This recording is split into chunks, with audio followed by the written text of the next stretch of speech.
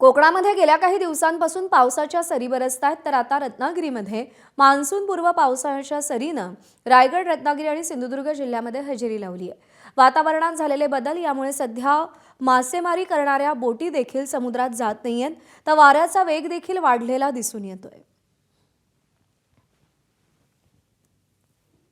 Monsoon किंवा पावसाच्या आगमनाचे संकेत देणारे बदल सध्या कोकणातल्या वातावरणामध्ये आपणाला दिसून येत आहेत। अगदी मागच्या 8 ते 10 दिवसापासून कोकणातल्या अनेक भागांमध्ये म्हणजे विशेषतः रायगड, रत्नागिरी, सिंधुदुर्ग जिल्ह्यामध्ये देखील काही ठिकाणी जोरदार पाऊस देखील झाला। सध्या देखील काही भागांमध्ये पावसाचा हलकासा शिडकावा देखील होतोय। विशेष बाब हीच आहे की साधारणपणे किनारपट्टी भागामध्ये जर आपण बघितलं तर वाऱ्याचा वेग हा देखील वाढलेला आहे।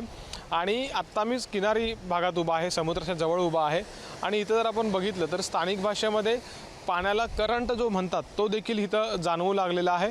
म्हणजेच ज्या लाटा आहेत त्या देखील कमी अधिक प्रमाणात इथं उसळताना दिसत आहेत आणि डोळ्यांनी जर बघितलं कधी कॅमेराने ह्या काही गोष्टी दिसणार नाहीत, तर एक मातीसारखा म्हणजे तांबडासा कलर जो म्हणतो पाण्यावरती तो देखील काही प्रमाणामध्ये जाणवू लागलेला आहे।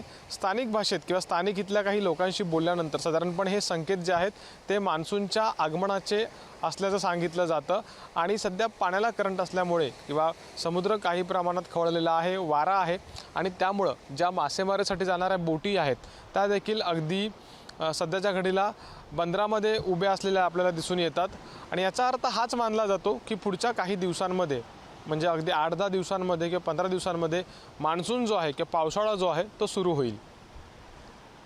कॅमेरामॅन महबूब शेखसह अमोल मोरे, एबीपी माझा, रत्नागिरी। एबीपी माझा, उघडा डोळे बघा नीट।